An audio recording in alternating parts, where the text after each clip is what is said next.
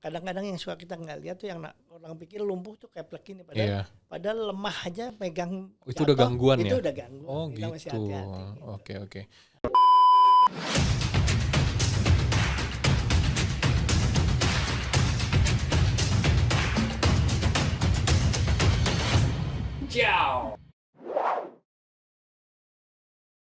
Beginilah sahabat Premier, Dr. Samsul nih selalu energik nih. Ya kan, kita kalau ketemu selalu senyum gitu, ramah ya, bisa dilihat sendiri ya sahabat Premier ya. Oke Dr. Samsul, kali ini kita mau membahas sedikit hal yang mungkin agak berat ya. Agak berat tapi kita kemas dalam bahasa sehari-hari lah gitu ya. Dok, ini terkait dengan sakit kepala, mungkin yang berkepanjangan atau ya sering lah intensitasnya begitu ya dok ya. Apakah ini menjadi pertanda dari tumor otak, Dok? Sebetulnya gini ya, sakit kepala tuh macam-macam ya. Jadi ada yang pusing berputar, ada yang berdenyut-denyut, ada yang sakit di atas mata. Jadi bermacam-macam. Jadi nggak semua sakit kepala itu tanda tumor otak. Jadi kalau tumor otak yang khas dari sakit kepalanya adalah bahwa dia sakit kepala saking beratnya sampai mau mual, sampai mau muntah. Nah kalau itu kita masih hati-hati. Walaupun sebenarnya memang semua sakit kepala pun masih di follow up, maksudnya jangan didiemin aja ya. Karena bisa karena hipertensi, kolesterol dan macam-macam. Jadi, tapi kalau yang khas untuk yang karena tumor otak biasanya sakit kepalanya sangat berat sampai dia mual. Ada kelanjutannya di mual itu biasanya khasnya ya. Oke, jadi memang kalau sakit kepala juga ada migrain di sana, begitu ya dok ya. Kena hujan sedikit aja bisa sakit jadi pusing kepala, begitu kan? Nah terus gimana tuh dok cara dokter mendiagnosa kalau itu tumor cerebri ya namanya? Tumor cerebri. Oh gitu. Sebetulnya otak tuh ada dua, cerebri dan cerebelli. Apa itu? Kalau tumor otak itu cerebri dan cerebelli. Masa cerebri itu otak besar, cerebelli itu otak kecil. Jadi tumor otak lah kita iya. Karena bisa di semua tempat. Jadi kalau mendiagnosa itu biasanya kalau yang berat ya itu sampai sakit kepala dan sampai mual. Karena itu adalah tanda-tanda tekanan intrakranial yang meningkat. Tekanan intrakranial ini ya, otak kita terbatas di dalam kepala yang kecil. Sebetulnya ada compliance karena di dalam otak ada air, ada darah. Selama compliance masih diterima, belum ada tanda-tanda tekanan intrakranial meningkat. Tapi persis compliance-nya udah habis, baru tuh dia sakit kepala sampai muntah.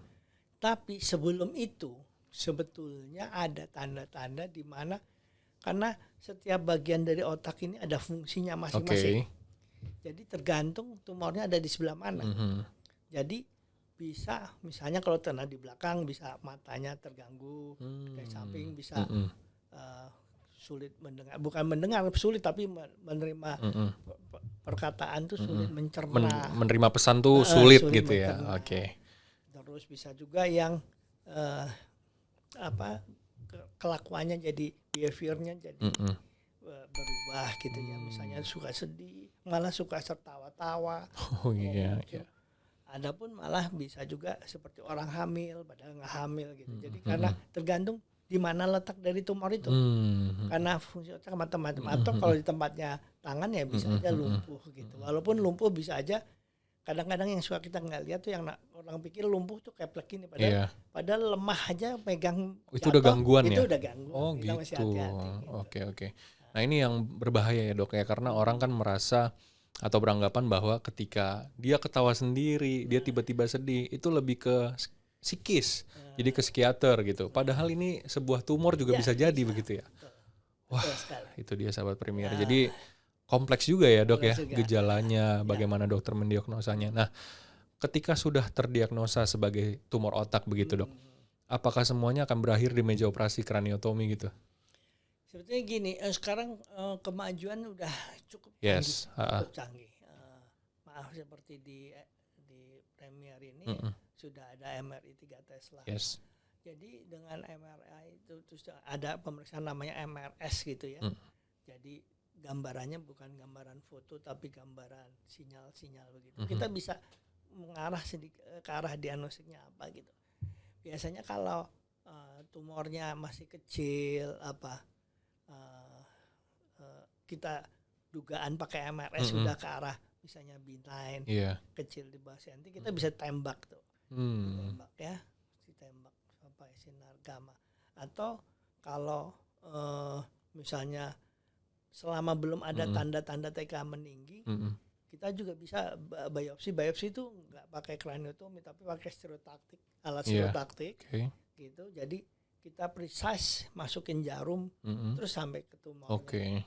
Kecil tuh ya, minimal invasif ya. Jadi kita precise ngambil ke tumornya, kita ambil, terus kita diagnosis apa.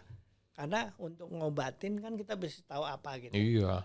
Dia siapa, nah baru kita terapinya apa kan gitu. Nah, jadi kita ambil, kita tahu apa, terus kita bisa terapi gitu, dengan obat-obatan, misalnya gitu. Biasanya kalau kita lakukan craniotomy, biasanya karena compliance sudah nggak ada, jadi tekanan intrakranial tinggi. Walaupun bisa diobatin juga karena tekanannya tinggi kan nggak bisa hilang begitu saja. Jadi harus segera diangkat. Gitu. Kita bilang yang berat lah ya. Gitu nah ya. itu yang berat. Jadi harus diangkat, dihilangin tekanan pada otak. Gitu. Oke. Apalagi kalau tumornya jinak kan artinya otaknya itu sebenarnya nggak rusak, hanya kegencet. Ya. Geser dong gitu. Geser. Masalahnya otak tuh kayak tahu gitu. Maksud saya gini, proses digencet sekian lama-lama bisa rusak kan gitu. Dia bisa tahan berapa lama digencet. Strukturnya itu persis kayak tahu gitu ya dok? Persis kayak tahu yang belum digoreng.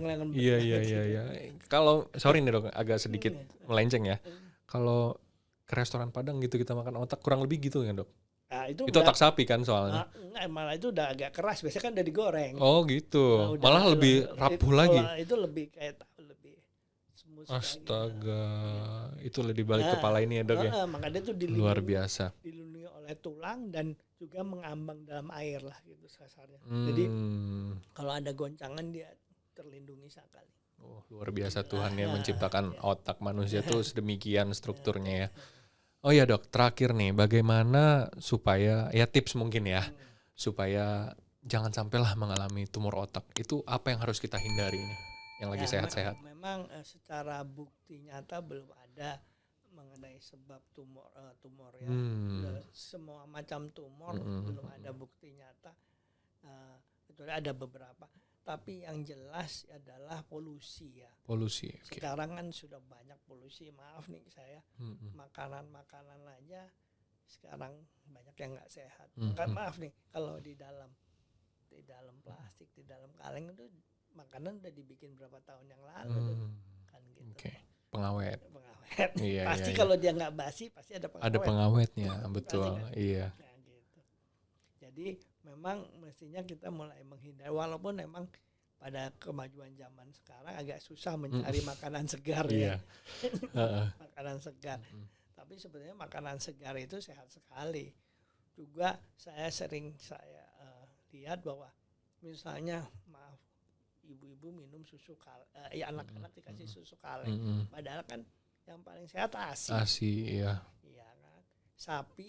Anak sapi dikasih susu sapi, masa anak orang kasih susu sapi? Karena anak sapi nggak minum susu orang ya.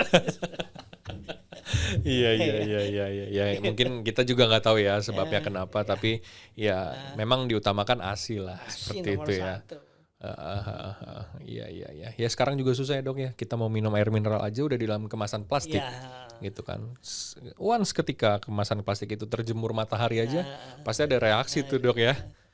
Itu juga ya intinya kita menjaga diri lah dok ya, tetap hidup sehat seperti itu, karena kalau udah tumor ya repot juga ya dok ya. Terima kasih banyak Dokter Samsul. Sama-sama. Ini sahabat Premier katanya mau lanjut ke praktek nih. Ya dok, selalu sehat, jangan lupa makan dok. Terima kasih. Oke, ciao.